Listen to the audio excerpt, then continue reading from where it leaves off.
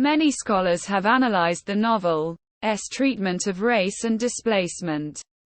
In particular, a perceived threat posed by newer immigrants to older Americans, triggering concerns over a loss of socio-economic status.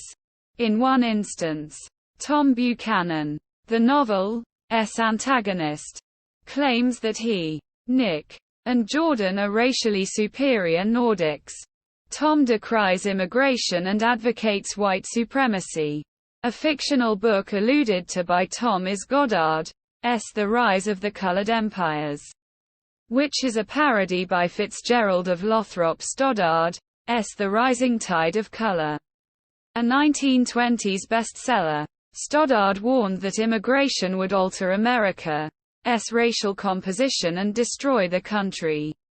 Analyzing these elements, literary theorist Walter Ben Michaels contends that Fitzgerald's novel reflects a historical period in American literature characterized by fears over the influx of Southern and Eastern European immigrants whose otherness challenged Americans' sense of national identity.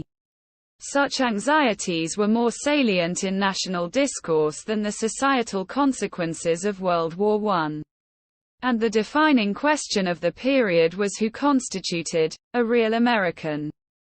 In this context of immigration and displacement, Tom's hostility towards Gatsby, who is the embodiment of latest America, has been interpreted as partly embodying status anxieties of the time involving anti-immigrant sentiment.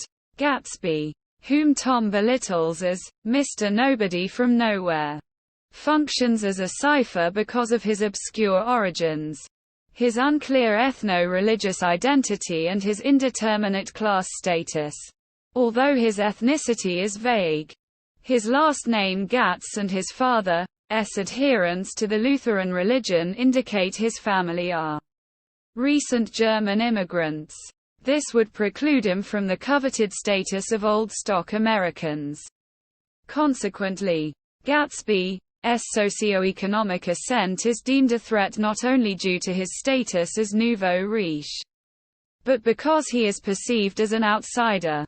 Because of such themes, The Great Gatsby captures the perennial American experience as it is a story about change and those who resist it, whether such change comes in the form of a new wave of immigrants, the nouveau riche, or successful minorities, since Americans living in the 1920s to the present are largely defined by their fluctuating socio-economic circumstances and must navigate a society with entrenched racial and ethnic prejudices.